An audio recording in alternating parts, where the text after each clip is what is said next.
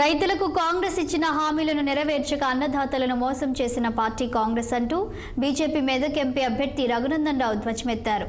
రైతులను మోసం చేసిన కాంగ్రెస్ పార్టీని ఊర్లోకి రానివ్వొద్దంటూ ఆయన మండిపడ్డారు.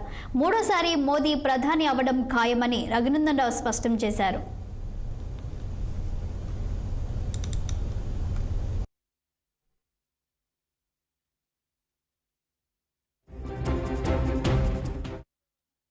పక్కన దగ్గర పోయి ఫోటో తీసి బొమ్మ పెట్టుకుంటే మంచిగా ఉంటుంది.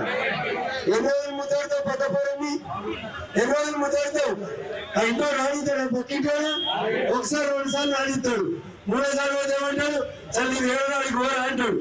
అవునా? అందుకని మీ ఎంపీ ఎవరు గెలవాలి? పైసలు గెలవాలన్నా పువ్వు గెలవాలన్నా? ఏది గెలవాలి? పైసలు గెలవాలన్నా పువ్వు గెలవాలన్నా?